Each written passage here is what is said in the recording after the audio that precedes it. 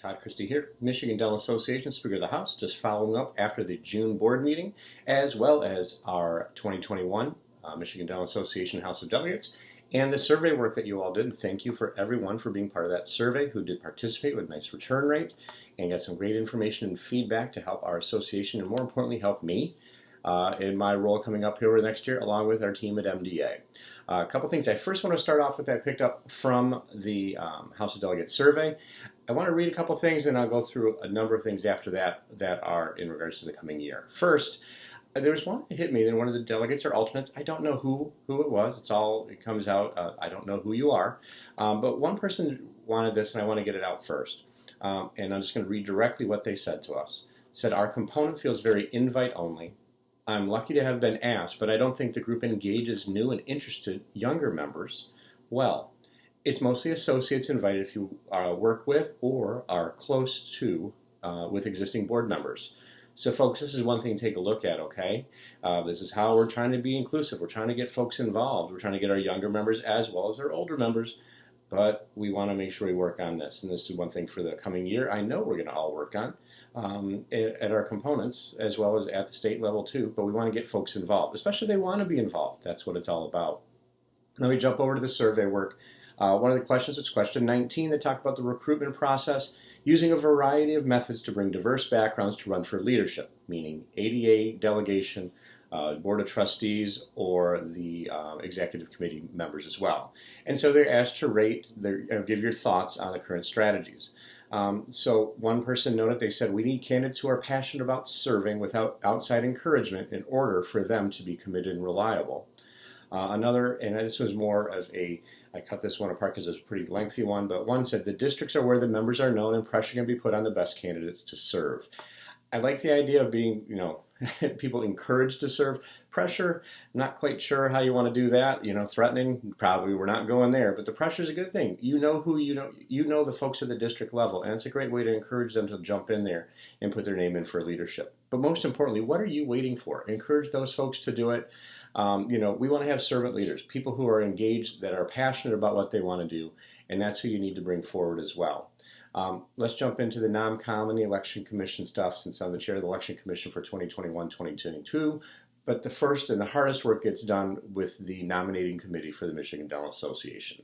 First, ask yourself this question. What did you do in 2020 and 2021 to help out the NOMCOM? All right. Here's the important thing. It's what can you do now for 2021 and 2022 going forward.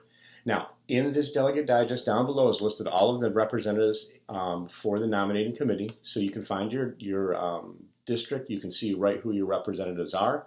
I'd say this, engage those members that represent your region and help them in the process of recruiting the members to apply for the ADA delegation, the trustee, and the other elected positions of the association.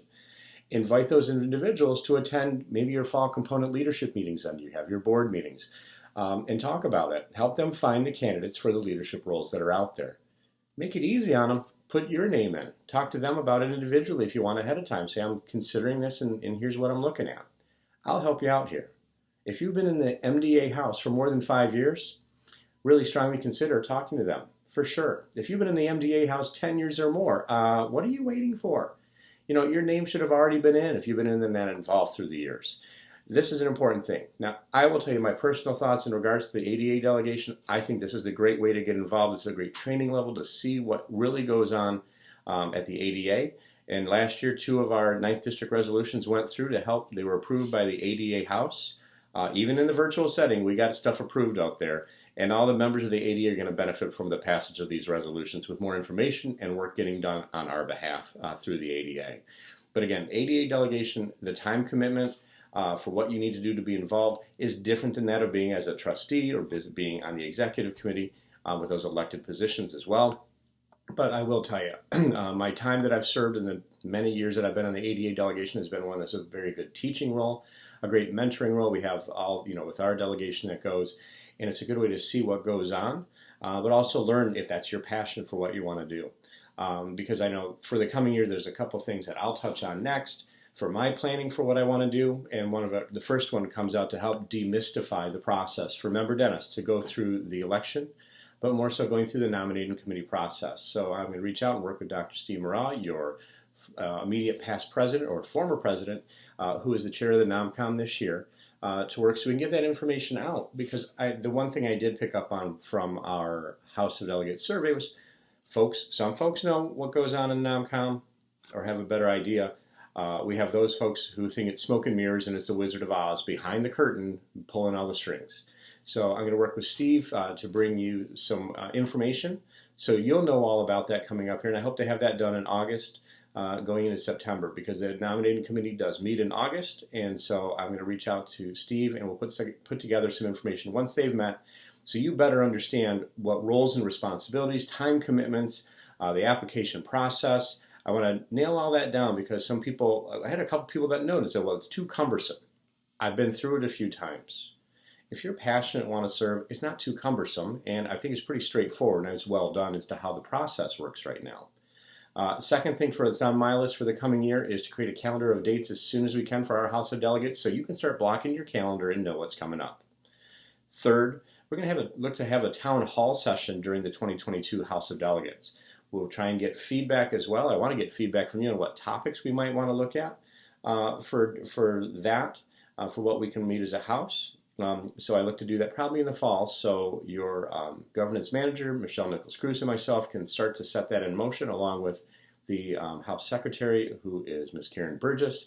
And so we can put together a vibrant discussion that we can have as part of that town hall session.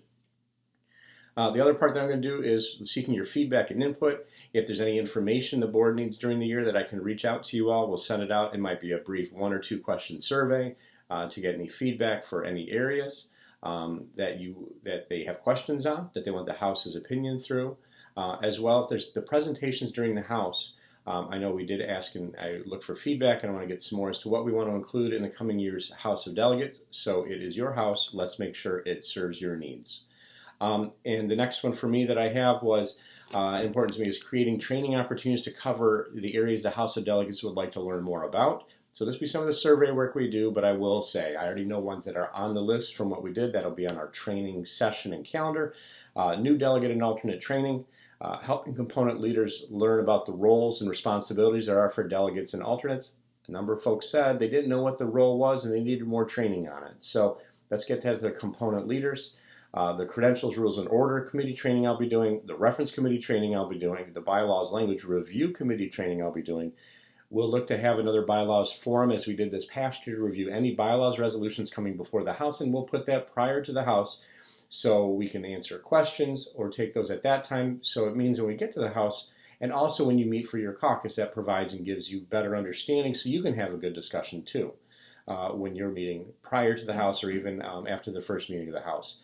And then last, I'm excited to say I will be having, and we want to have this in-person training that we do that Wednesday night before the House of Delegates coming up next year as well. Now, a few expectations I do have for everyone that's in the House of Delegates. One, attending your local component meetings and hear what's going outside your office. There's, we all sit in our own little bubble. That's what I'm doing here today. But when you get out there and listen and talk to other folks, is there some challenge that you're seeing from the local level? Maybe from the practice, bring it to the local, and then that local, reach out to a Board of Trustees member. Find out what's going on, if there's help that can be provided or an idea that you have.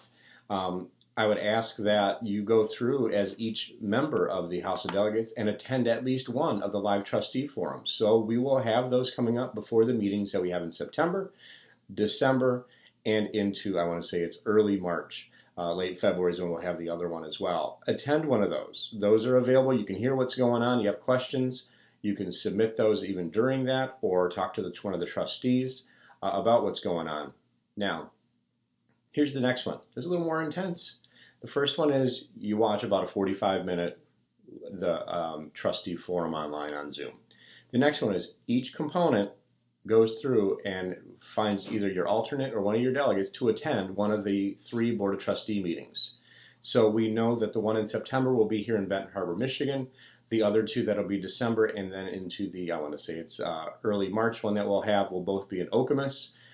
Pick one of those to attend one of those meetings and see how your board operates. It's nice to have, and we will be back obviously in person versus what we had in the last year, but getting in there to see what goes on. There is so much the conversations that go on, and you can see how that board interacts and works, and interact with them as well. The last two I've got here, first one is for encouraging your component board to have a different trustee attend your component board meetings this coming year. Better yet, have the alternate or delegate set that up. You can reach out to the MDA, reach out to Michelle Nichols-Cruz if you want to have, if you've got 5 meetings, look to get 5 different trustees. Try and have them so you can know what's going on at the board, or share your feedback to them so they can bring it to the board as well. That is the role, and this is one thing that's come up in conversation at the board level and even at our June board meeting. We seek feedback from all the components, from the president, president-elect, as well as if there's an executive director. So I know I've spoken to my components, but a number of trustees said they kept reaching out, no feedback, no return calls, no return text or emails. Folks, we need to have that communication. It helps us serve you, as well as get your word out there as well to the board.